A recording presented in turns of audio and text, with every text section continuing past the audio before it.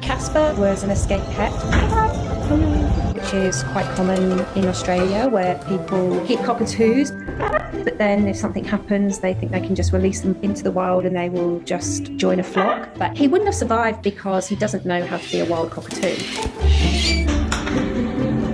He was picked up by a wildlife carer and we decided to adopt him. We just knew that we could give him a good life that he deserved. And then we ended up rescuing another cockatoo called Bella. And again, escape pet scenario.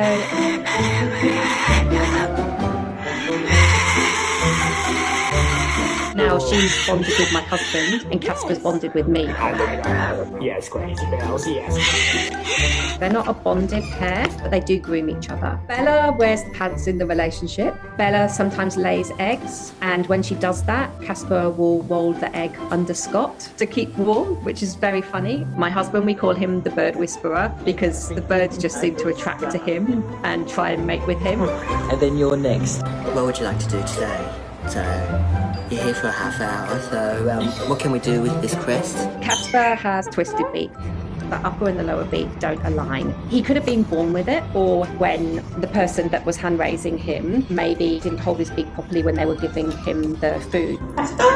Going on their intellect being between a 2 to a 5-year-old, I would say that he's probably about 30 to 40 because he's an incredibly clever cockatoo. You look into his eyes and you can just tell that he's seen a lot. I just don't know his history. In Australia, you don't need a license to have a pet cockatoo, so he could have been picked up in the wild.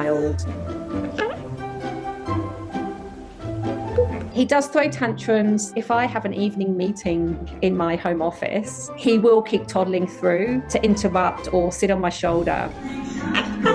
And he doesn't like me wearing my glasses, so I can't have him in a room with me when I have a meeting. Cockatoos thrive on routines, and we like him to have at least 10 to 12 hours of sleep a night. We'll say, time for bed, and he'll actually take himself off to bed. He does have his own room with a block-out blind. He doesn't like being out of routine. We have an engagement on in the morning, and he's been left in his bed 1 or 2 hours over what time he's used to be getting up. Then when we let him out, and if I'm not around, he'll throw a tantrum at my husband and chase him and attack.